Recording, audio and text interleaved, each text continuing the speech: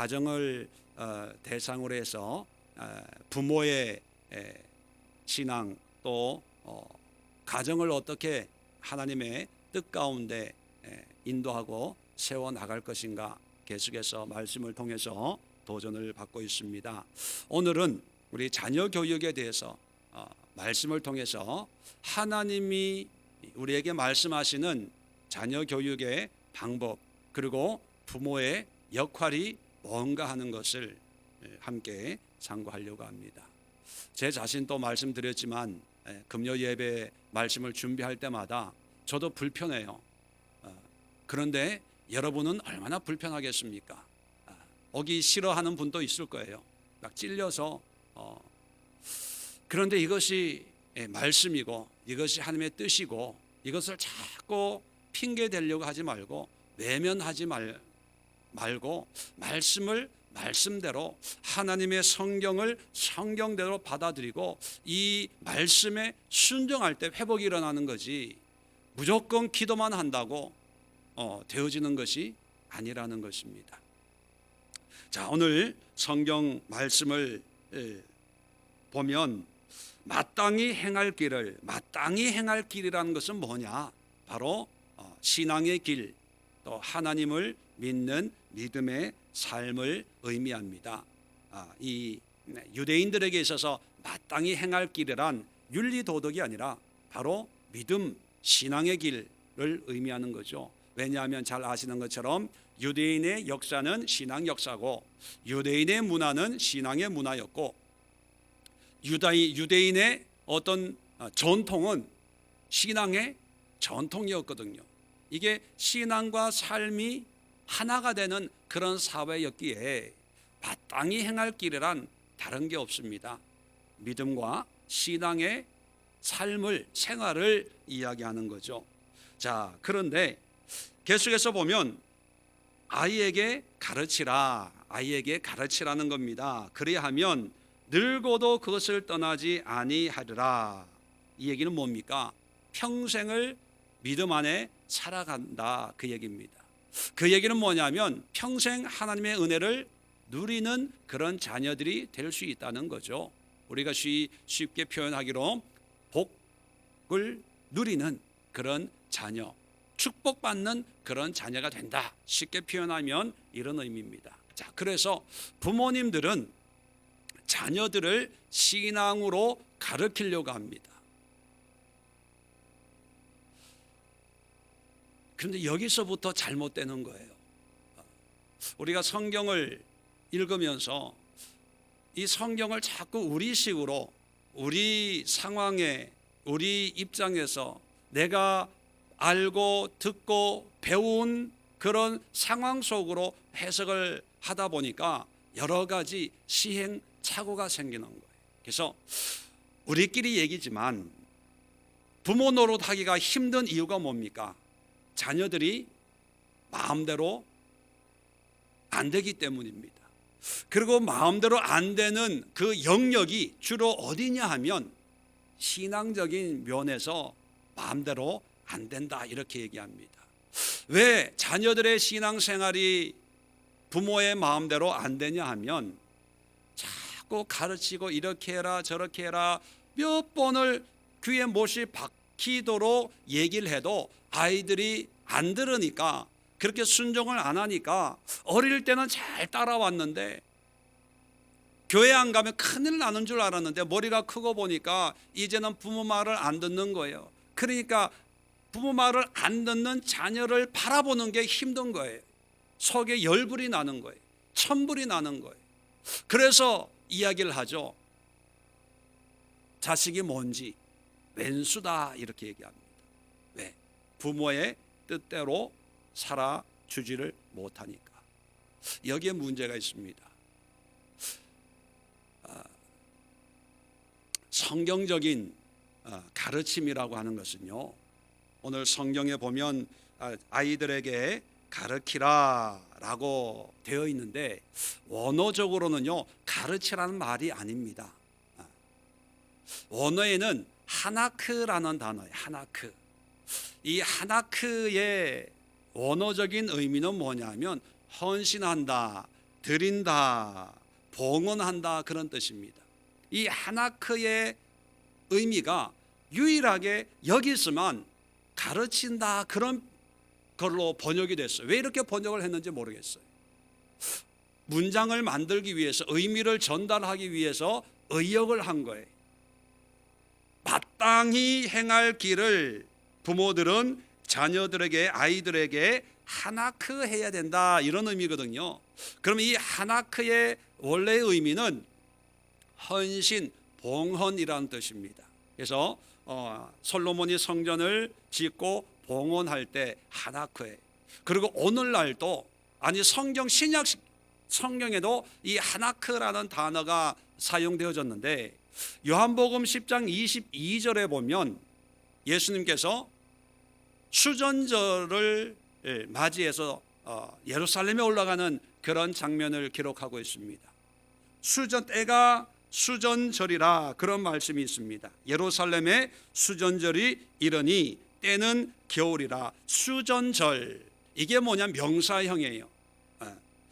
하누카라는 말입니다. 하누카.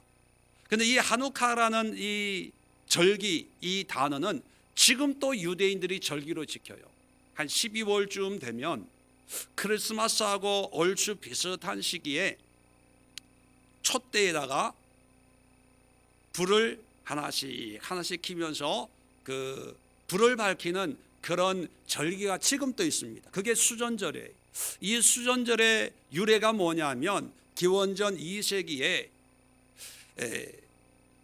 안티오쿠스 에피파네스라고 하는, 이제 로마가 세상을 지배하고 있을 때 알렉산더가 죽고 세계가, 왕국이 4개로 나눠져 있지 않았습니까? 그때 이 팔레스타인을 지배하던 안티오쿠스 에피파네스라는 왕이 이 예루살렘 성전에 이제 돼지를 잡아서 제우스 신을 섬기는, 그리고 유대인들을 불러다 놓고 제사장들을 불러다 놓고 강제로 돼지 피를 뿌리고 돼지고기를 먹게 하면서 이 유대인들의 어떤 신앙의 정기를 말살하려고 했던 그런 일이 있었습니다.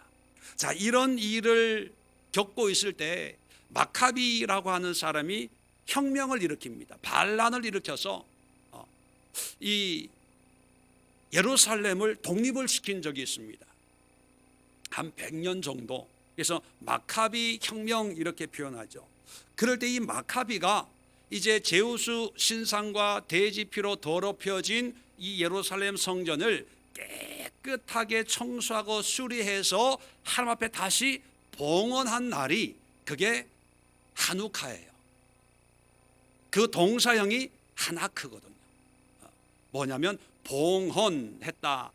수전절이라고 하는 것은 깨끗하게 수리해서 성전을 다시 봉헌했다, 그 뜻이 수전절이거든요. 그러면 이 하나크라는 단어는 가르친다는 의미보다는 봉헌한다, 헌신한다, 또는 하나님 앞에 다시 드린다는 그런 의미를 가지고 있는 거예요. 자, 그러면 부모들이 마땅히 행할 길을 아이들에게, 자녀들을 의미하죠. 자녀들에게 하나크 해라, 이것은 말로 가르치라는 게 아니고요, 부모님들이 먼저 하나님 앞에 헌신되라, 이거예요. 다시 설명을 드리면, 이제 결론으로 말씀을 드리면, 말로 가르치지 말고 부모들이 먼저 헌신된 삶을 살아라. 그리하면 늙어도 그것을 떠나지 아니할 거다, 그거예요. 자, 여기서 우리가 가지고 있는 개념과 성경적인 개념이 얼마나 다른가를 우리는 분명히 알 수가 있습니다. 우리 유교적인, 동양적인 가르침은 뭡니까? 말로 가르치는 거예요. 우리 조상들도 그랬습니다. 그래서 유교를 예를 들면 먼저 가르치고 그 가르침에 맞춰서 살게 하는 게 우리의 방식이에요. 그래서 옛날에는 어릴 때 서당에 보내가지고 뭐합니까? 공자왈, 맹자왈, 뭐 아무것도 천지도 모르는 아이들에게 공자가 이랬고 뭐 사서 삼경 뭐 이런 거 있죠. 뭐 삼강오륜 뭐 이런 책을 이런 걸 배우면서 이렇게 살아야 된다, 이래야 된다. 이걸 어릴 때부터 먼저 정보를 주는 거예요, 훈장님이. 그래서 그 공부를 통해서 나라에는 충성을 해야 되고, 부모에게는 효를 다해야 되고, 부부의 간에는 절개가 있어야 되고, 친구 간에는 우애가 있어야 된다. 뭐 이런 거를 먼저 배우고 그 배움에 맞게 살아가는 게 우리의 전통이었습니다. 그래서 잘 알든 모르든 간에 무조건 처음부터 불러다 놓고 가르치는 거예요. 정보를 제공해 주는 거예요. 공자는 이랬다, 맹자는 이랬다, 누구는 이랬다, 저랬다. 그리고 그 다음에 행하는 거죠. 그런데 성경은요, 알고 행하는 게 아니라 그저 행하는 거예요. 말로 가르치는 것이 아니고 내가 믿는 하나님, 여호와 하나님을 내가 섬기는 거예요. 그럴 때 자녀들은 부모님의 그 하나크 헌신된 삶, 또 주님 앞에 순종하며 하나님 앞에 살아가는 그 삶을 볼 때 평생 그 신앙에서 떠나지 않는다는 것입니다. 그렇게 보면 왜 오늘날 우리 자녀들이 성장을 한 다음에 교회를 떠나고 신앙을 떠나고 부모의 관심에서 멀어지려고 하냐? 그 이유가 뭐 전부 다는 아니지만 이유를 발견할 수가 있습니다. 왜냐하면 왜 특별히 신앙적으로 떠나는 이유는 어릴 때는 분별이 없으니까 말로 가르치는 가르침을 믿어요. 그렇게 해야 된다고 생각을 해요. 그런데 성장을 하면서 보니까 그렇게 사는 사람이 없거든요. 엄마 아빠도 말로만 그렇게 하지 가정에서의 삶을 보니까 아니더라는 거예요. 그래서 첫 번째는요, 부모님들 때문에 시험을 들어서 교회를 떠나는 거예요. 두 번째는 교회, 목사님, 장로님, 권사님들 때문에 떠나는 거예요. 왜요? 떠날 때 상처받고 떠나요. 왜? 나는 이럴 줄 몰랐는데 보니까 아니네. 말하는 거하고 사는 거하고 다르네. 그래서 분노를 가지고 떠나서 한 번 떠나면 돌아오질 않는 거예요.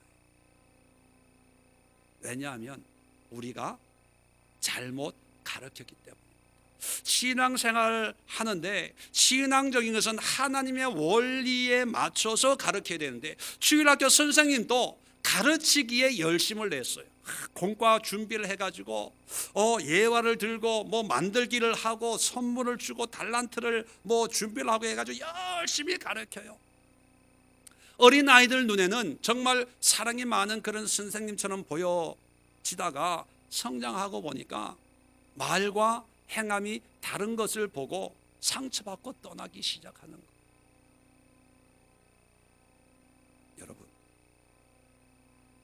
가정의 영적인 회복은 말로 시작이 되는 게 아니고 하나크 하는 거예요. 그 하나크의 첫 번째 대상은 뭐냐? 나예요. 내가 주님 앞에 헌신하는 거예요. 여기에 무슨 말이 필요합니까?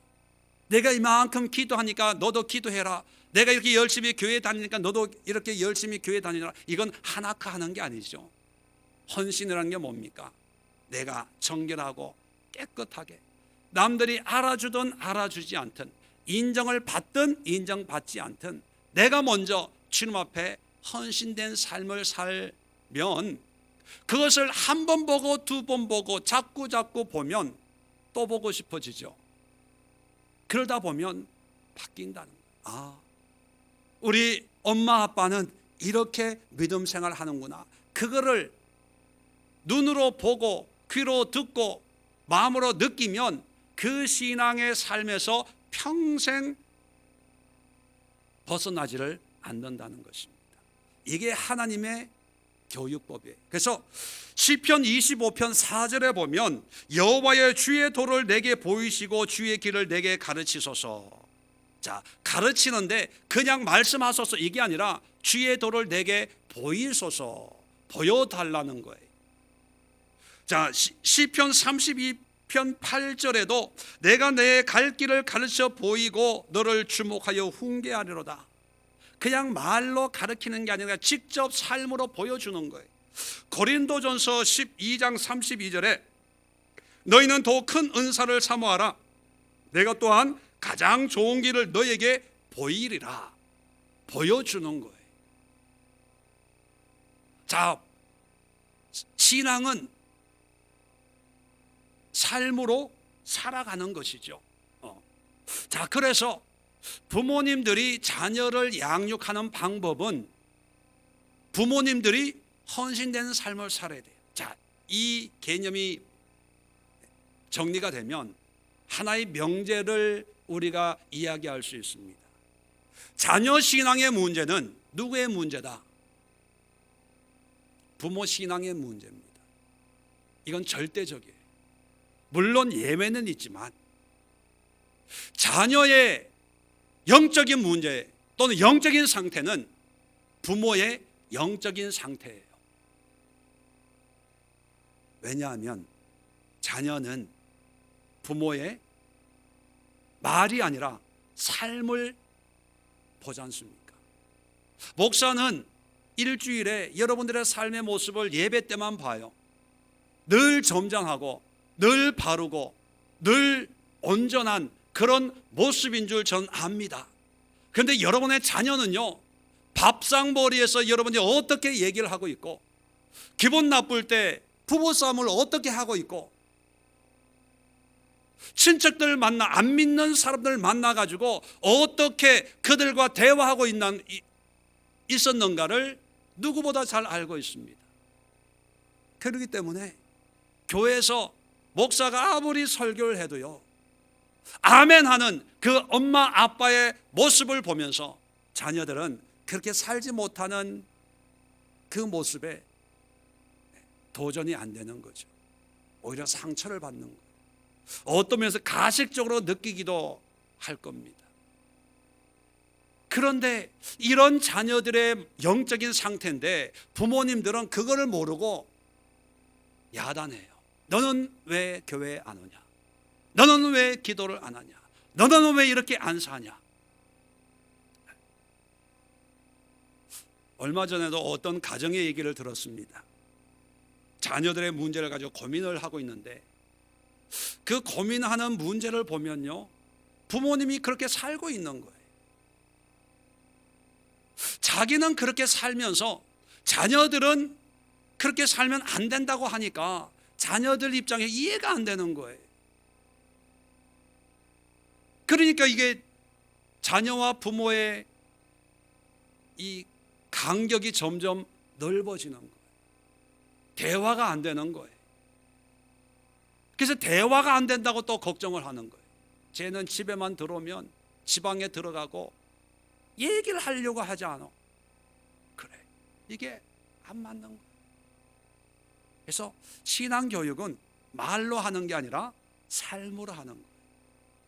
자, 그 삶으로 하는 그 교육이 신앙교육인데 우리는 그렇게 하지 못했습니다. 얼마 전에 우리 교회 그 고등학교 선생님, 우리 진성훈 집사님이 계세요. 그분하고 밥을 먹으면서 우연하게 얘기하다가 그분이 영적인 걸 알고 얘기하는 건지 모르고 얘기하는 건지 모르지만 언뜻 이런 얘기를 하시는 걸 들었습니다. 뭐냐면 문제 학생이 문제를 일으켜서 부모님을 불러서 학부모 상담을 해보면 그 부모도 똑같더라는 거예요. 밥 먹으면서 이런 얘기를 했는데 아마 이런 얘기를 들은 분도 있을 거예요. 그 집사님이 영적으로 막 깊이 있게 깨달아서 그런 얘기하는 게 아니라 그냥 일반적으로 수십 년의 교사 생활을 하면서 하나 본인이 깨달은 걸 얘기하는데 그게 뭐냐면 학생과 부모와 같다는 거예요. 이게 영적인 원리예요. 그렇다면 이 문제를 어떻게 해결해야 될 것인가? 자녀 교육은요, 어디서부터 시작이 되냐면 부모 교육부터 시작이 돼야 됩니다. 부모 교육이 되지 않고는 자녀 교육이 되어질 수가 없습니다. 그래서 성경을 보더라도 항상 이스라엘 백성들아 들어라, 이스라엘 지금 듣고 있는 지금 있는 그 백성들에게 말씀을 하시고, 그러면 이렇게 순종하면 너의 후손들이 복을 받을 것이다, 이렇게 말씀을 하는 거예요. 율례와 계명을 지켜라, 행해라, 이렇게 얘기하는 거예요. 그리고 자녀들을 가르치라 할 때 그 가르치는 말로 가르치라는 게 아니라 하나크 하라는 거예요. 그러면 자녀 교육은 곧 부모 교육입니다. 그렇다면 부모를 어떻게 교육하고 무엇을 가르쳐야 되냐? 똑같아요. 마땅히 행할 길을 자녀에게 가르치라, 그게 아니라 부모에게 가르치라는 거예요. 마땅히 행할 길, 정말로 믿음의 삶을 사는데 반드시 필요하고 기본적이고 ABC와 같은 기초적인 것을 누구에게 가르치라고요? 부모에게 가르치라는 거예요. 우리는 문자적으로 자녀에게 가르치라 그래서 도전받고 집에 가가지고 너 앞으로 성경 하루에 한 장 읽어, 10분씩 20분씩 기도해, 전도해, 이렇게 가르치라는 게 아니고, 그렇게 가르치기 위해서는 부모님이 먼저 성경 보는 거예요. 부모님이 먼저 기도하는 거예요.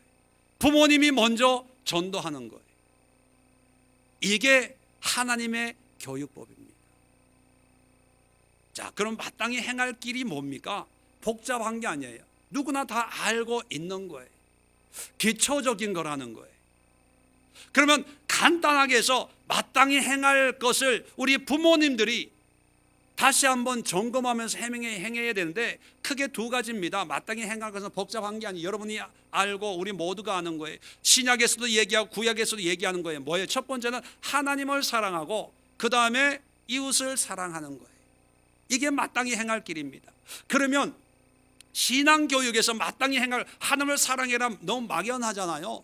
그러면 적어도 하나님 사랑해서 두 가지를 부모님들이 헌신된 하나크를 해야 됩니다. 첫 번째는 뭡니까? 예배예요, 예배.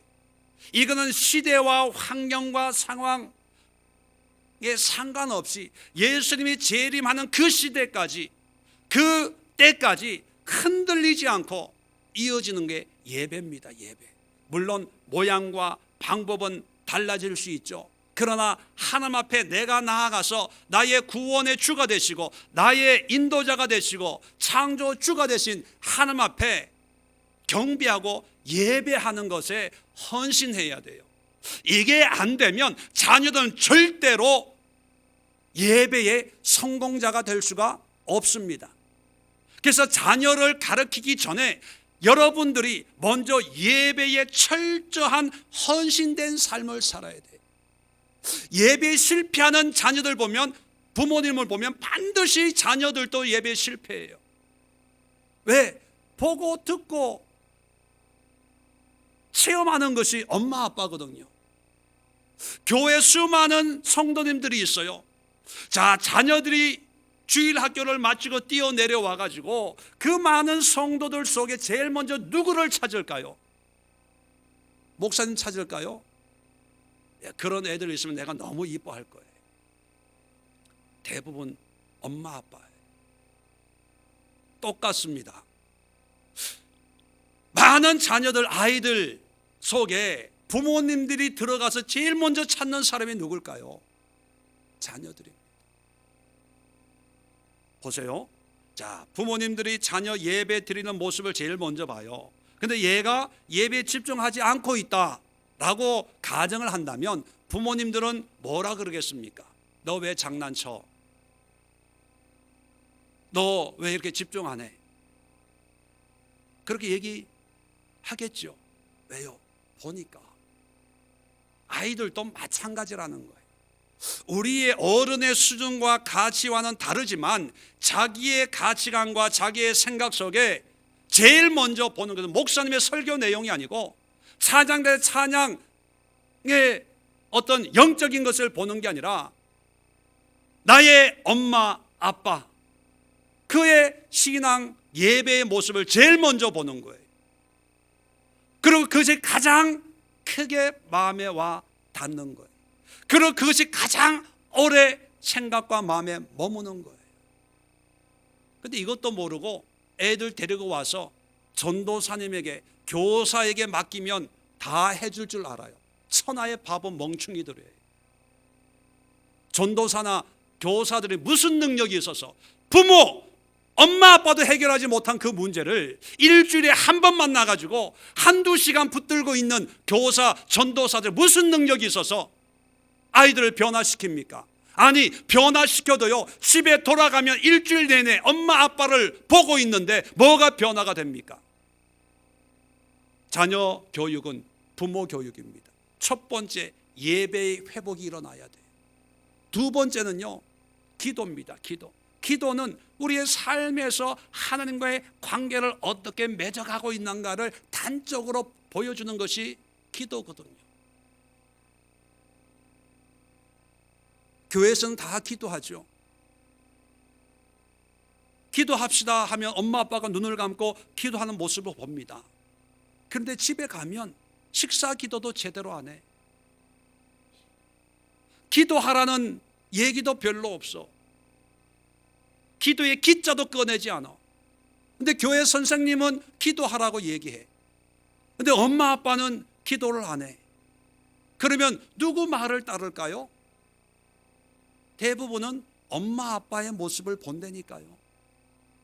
그러다 보면 교회는 어떻게 따라 나오지만 하나님과의 인격적인 교제하는 훈련이 어려서부터 이게 안 되는 거예요.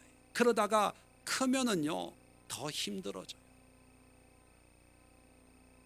나이 들어서 신앙생활 하시는 분들 중에 제일 힘들어하는 부분이 뭐냐면 기도 부분입니다.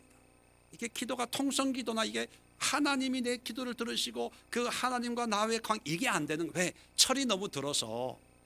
이게 사람과 사람의 관계는 이게 되는데, 아니 내가 지금까지도 누구한테 부탁 한 번 안 하고 도와달라고 얘기를 한 번 안 했는데 하나님, 그냥 내가 열심히 살면 되지 뭐 굳이 이런 문제까지, 이게 안 깨지는 거예요. 그게 깨어지면 그다음부터 기도문이 열리는데, 근데 아이들은요, 어릴 때부터 이 기도가 훈련이 되면 이게 자연스럽게 이 교제가 일어나거든요.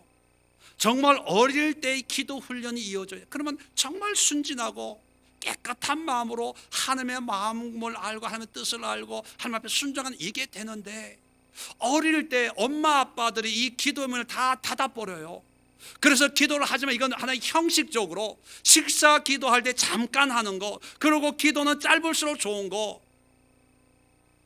그리고 기도는 교회에서 하는 거, 이런 자기들만의 어떤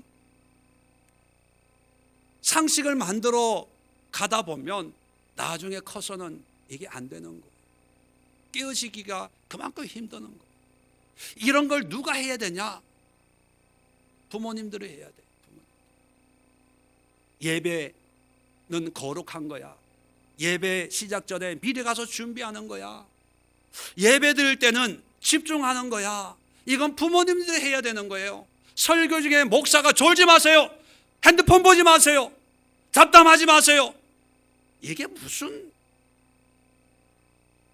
성경 어디에도 보면 하나님이 말씀하셔 선지자들 말씀을 하는데 예배 중에 졸지 마세요, 뭐 먼 산 보지 마세요, 뭐 이런 내용이 있나요? 없어요.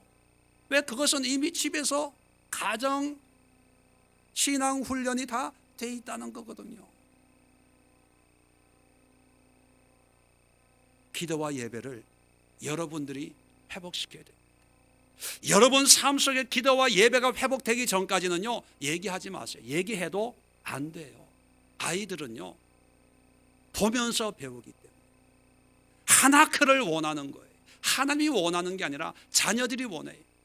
우리 엄마 아빠의 삶을 보고 도전을 받기를 원하는 거예요. 예배 성공해야 돼요. 그리고 삶의 기도에 헌신해야 됩니다. 자, 이게 하나님과의 관계라면 이후 사람과의 관계는 여러 가지입니다. 여러 가지. 이걸 통칭해서 구별된 삶이다 이렇게 통칭해서, 안 믿는 사람과 믿는 엄마 아빠는 뭔가 달라도 다르다. 뭐 예배, 기도 뭐 이런 걸로만 다른 것이 아니라 그냥 삶이 다른 것을 보여줘야 돼요.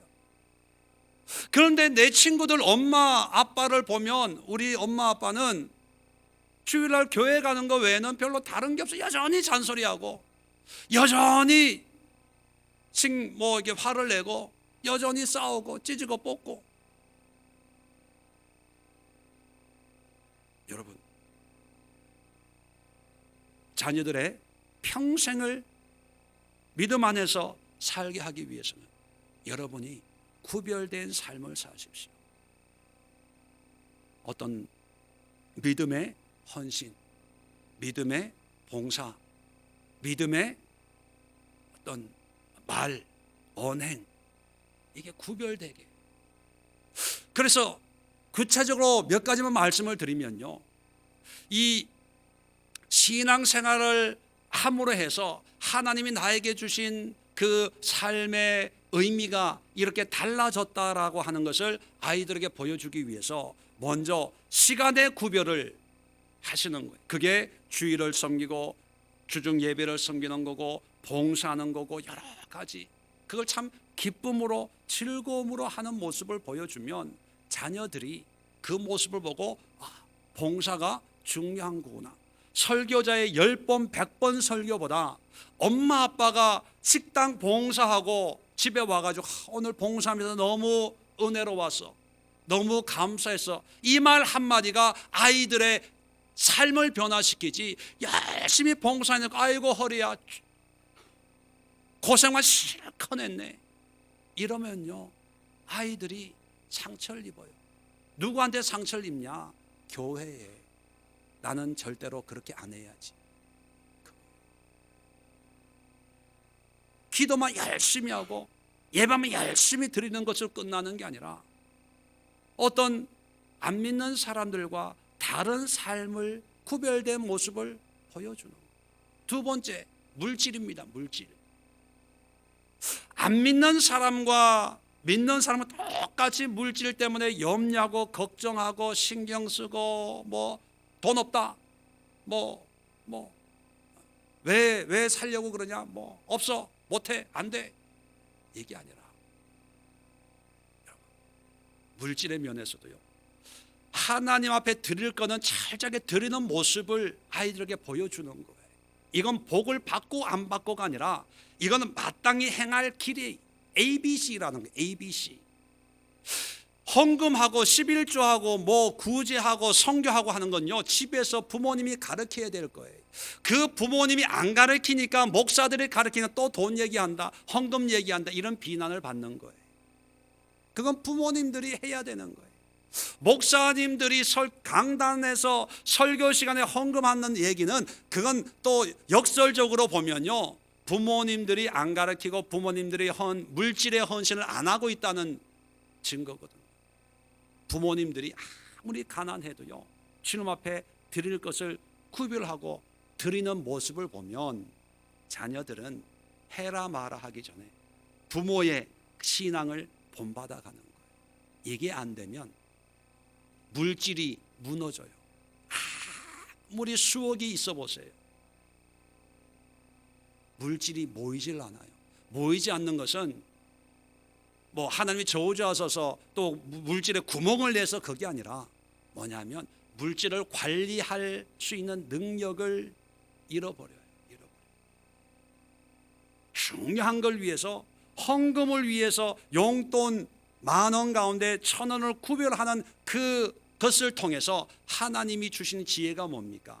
물질은 관리의 대상이라는 것을 어릴 때부터 깨닫게 하는 거예요. 이게 영적인 세계를 알면 성경에서 말씀하고 있는 그 단어 하나, 말씀 하나, 성경 문장 하나하나가 이게 정말로 영적인 능력이 있는 것을 깨달아요. 그걸 깨닫는 순간 소름이 돋아. 이거구나 이거. 근데 사람들은 돈 하면 길을 막아버려요. 내가 쓸 것도 없는데. 그걸 가르쳐야 돼요. 그리고 섬기는 것, 다른 사람, 어려운 사람들 섬기는 것. 요즘에 보면요, 다 자기 아이들, 우리 자식들 사랑하는 거는 뭐 전 세계적으로 유명하지 않습니까? 그러다 보니까 앞으로 걱정이 뭐냐면, 그런 환경에서 자란 아이들이 과연 이웃에 대한 마음을 어떻게 느낄 수 있을까? 저만 해도 형제가 7입니다. 그래서 뭐 치고받고 뭐 싸우고 뭐 이렇게 했는데, 요즘에 하나 둘이잖아요. 이런 아이들에게 이 사회는 이웃을 가르치지 않습니다. 미국에서 온 그 감독이 강남에 가서 길을 물어보는데 놀랬답니다. 뭐 싸우는 것처럼. 몰라요. 이 모르는 낯선 사람을 그냥 친절하게 안내하는 것이 우리 고유의 어떤 전통이었잖아요. 나그네들 대접하는 것도 성경적이었고 우리 전통이었습니다. 그런데 요즘에는 낯선 사람에 대한 경계심이 있어요. 여러 가지 사고 사건들이 생기다 보니까.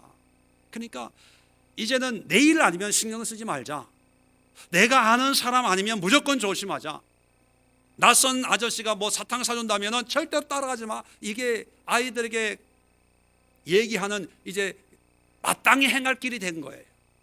이런 사회 속에서 우리 기독교의 가치관인 이웃을 섬기는 그런 것을 무엇으로 가르치겠습니까? 교회에서 가르쳐요? 이것도 한 방법이지요. 그런데 말씀드렸죠, 부모님들이 보여줘요. 정말 어려운 사람들, 힘든 사람들, 그들을 위해서 기도하고 그들을 위해서 헌신하고 그들을 위해서 물질을 사용하는 그런 모습을 보여줘요.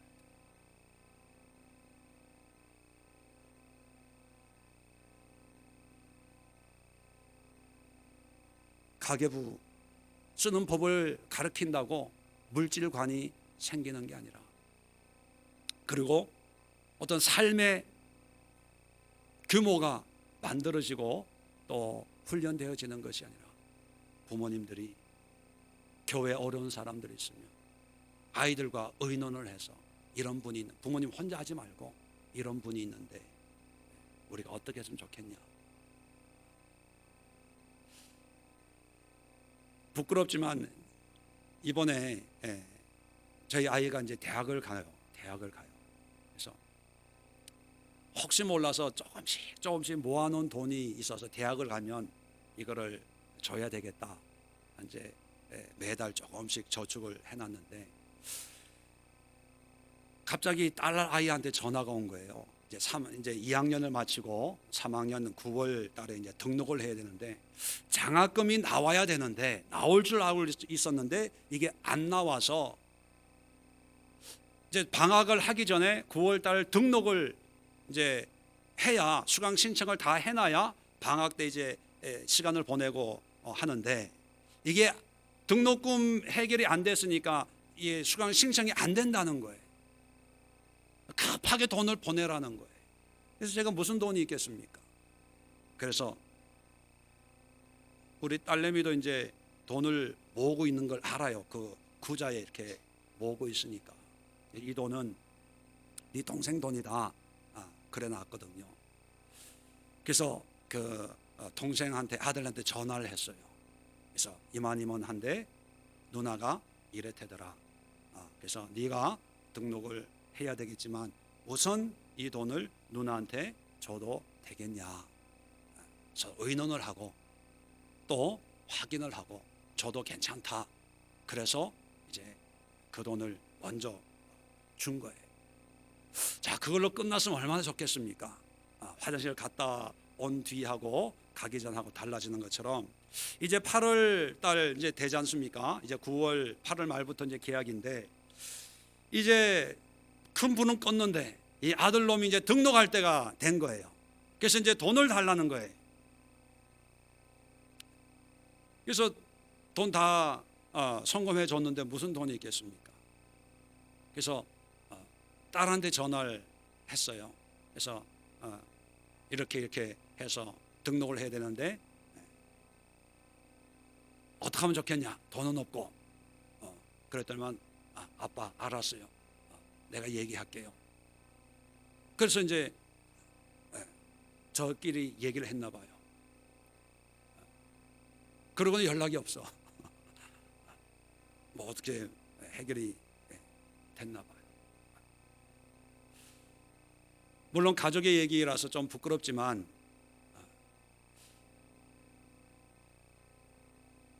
우리 부모님들이 좀 더 생각을 열고 나만이 아니라 우리 가족이 아니라 이웃을 도울 수 있는 그런 방법을 한번 고민을 하면서 아이들에게 그런 마음을 심어주는 것도 참 좋은 모습이라고 생각을 합니다. 다른 게 여러 가지가 있겠지만 실천적인 면이 많이 있겠지만 여러분 결론적으로 말씀을 드리면 마땅히 행할 길을 누가 먼저 행해야 돼요? 우리가 먼저 행해야 돼요. 목사가 먼저 행해야 되고요. 직분자들이 먼저 행해야 돼요. 여러분도 저를 보면서 설교를 통해 은혜 받지만 실망할 때가 뭡니까? 삶에 되어지지 않는 그런 부분들을 볼 때 시험 들잖아요. 그죠? 마찬가지라는 거예요. 목사가 설교만 열심히 하고 내려가서 삶은 전혀 아니다. 그러면 사람들 다 실망합니다. 그 실망감이 여러분의 자녀의 실망감이라고 생각한다면 여러분 그렇게 함부로 신앙생활 해서는 안 되고 그리고 또 함부로 말로 가르치려고 해서 안 된다는 거예요. 오늘 이 시간 우리 한번 정말 우리의 어떤 자존심, 부모로서의 어떤 체면과 어떤 삶과 고집과 생각과 주관을 한번 내려놓고 과연 내가 자녀들을 가르치는데 하나크 하는가?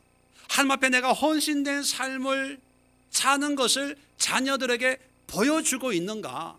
한번 여러분 자신들을 한번 되돌아보면서 하나님을 사랑하는 데 있어서 마땅히 행할 길을 내가 더 헌신할 수 있는 그런 삶의 모습이, 믿음의 모습이 되게 하옵소서. 한번 기도하시고 또 나아가서 이웃을 사랑하고 성도를 사랑하고 내 가족, 친지, 권속, 주변 사람들을 사랑하고 섬기는 구별된 삶을 살아가고 있는데 헌신된 모습을 자녀들에게 보여주고 있는가 한번 되돌아보시면서 하나님의 은혜가 먼저 여러분들에게 그리고 그 은혜가 자녀들에게 임할 수 있기를 우리 함께 간절히 기도하는 시간 갖도록 하겠습니다. 기도합니다.